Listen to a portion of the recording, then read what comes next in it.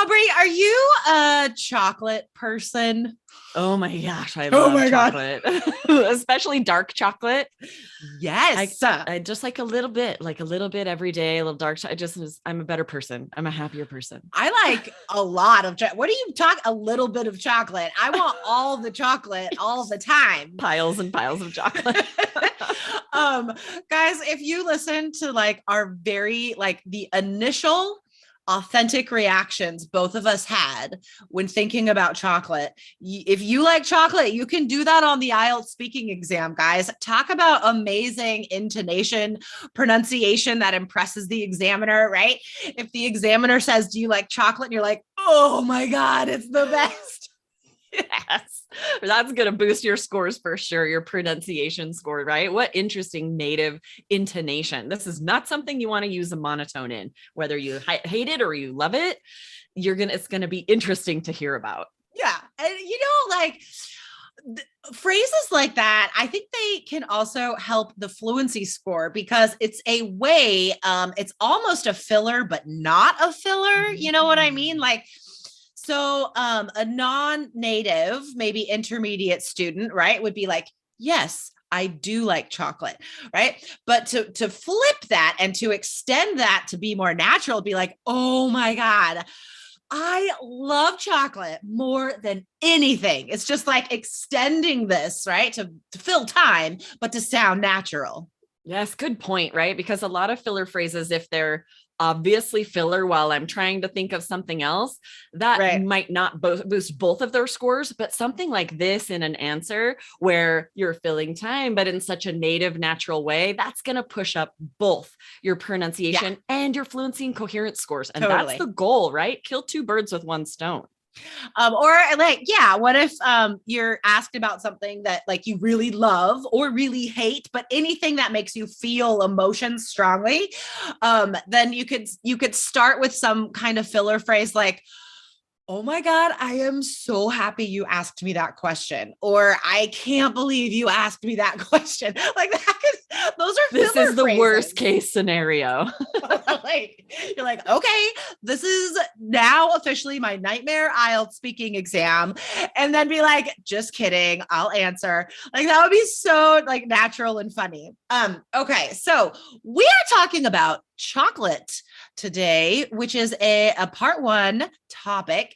Aubrey, we had a student recently that got questions about this on the speaking test. Exactly right. Neha, one of our 3 keys students, posted in the Facebook group. Let me go ahead and read what she said. She said, "Dear Aubrey and Jessica, in my previous exam, I've been asked questions about chocolate in my speaking part 1. What type of chocolates I don't like, or are they expensive in other parts of the world? I actually got stuck in these questions. It would be very kind of you if you discuss this chocolate topic. Hope you will discuss this weird part." It's interesting because I get it. Like that would seem like kind of a weird question out of the blue if it's not something you've thought about recently, not something you've practiced. But natives ask each other this. I've asked friends like, what kind of chocolate do you like? Maybe if I'm going to get them a present or if I just want to know, right? This is something you need to be ready to chat with friends about, and definitely something you need to be ready to talk about on IELTS speaking. Yeah, definitely. For sure. And like, I don't think this is a super weird part 1 question, honestly. Seems pretty like, normal. Yeah, totally. I understand it could seem kind of random, but like Aubrey said, like we do talk about chocolate. I talk about chocolate with my friends. I feel like a lot. I know, totally. I think about it. I talk about it. I eat it. Okay, so let's get into this.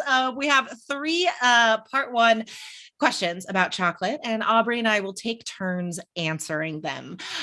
So listen up, guys, because again, this is a topic you could get in part 1, but any topics related to food and preferences, right?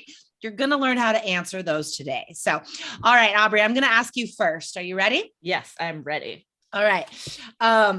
Do you love chocolate? Oh, absolutely. In fact, I don't really trust people who don't love chocolate. I met someone once who said they didn't, and I was a little concerned, like maybe they're a serial killer. So I feel like it's normal to really love chocolate. I think it's so decadent. It just melts in your mouth. I am quite particular, however. I really Thank like you. dark chocolate. Thank you.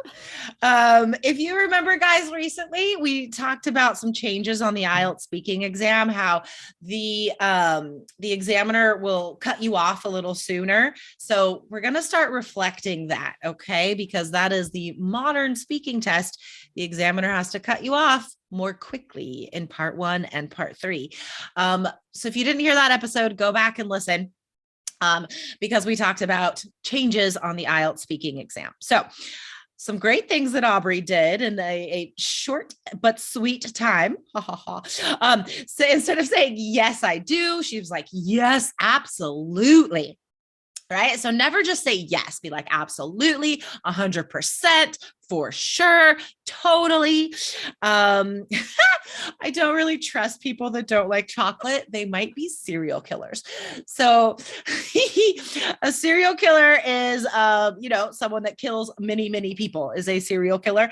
And just remember, guys, we love going to extremes in English. It is part of the fun of the language. So don't be afraid to go to extremes. And also don't be offended if you don't like chocolate. I don't really think you're a serial killer. It's like you said, it's that exaggeration, that going to extreme just to say something funny, like people who don't like chocolate are crazy. You guys, words are fun. Ideas are fun. We want you to have fun on your speaking test. And as a side note, all of the students who we've talked to in 3 Keys IELTS who have gotten 7 or higher on speaking, they all said the speaking exam was fun. Decadent is an adjective. Decadent is like luxurious. You feel like you are being spoiled because of this, right? It's like expensive and luxurious. Rich, right? Melts in your mouth. This could be literal here, but it could also be an idiom, right? Just to mean like something is like a buttery sweetness in your mouth. Nice. Awesome. Okay. You ready for your question? Yeah. What type of chocolate do you not like? That is a ridiculous question because I will eat any chocolate. Honestly, I would eat any chocolate. Even if I think it's a flavor like it has pistachios or something, and I'm like, oh, I don't know about that, I would still try it. Best chocolate for me, dark chocolate for sure. I guess I'm not a huge fan of the super, super sweet, like milk chocolate. Thank you. Like, oh, I feel like I have to interrupt you because we don't have as much time for part 1 question. We have that in common, Jessica. I don't love milk chocolate. It's got to be pretty dark for me. It's too sweet. I'll still eat it though. Okay. The first sentence you said, I want to point out, first of all, you said, that is a ridiculous question.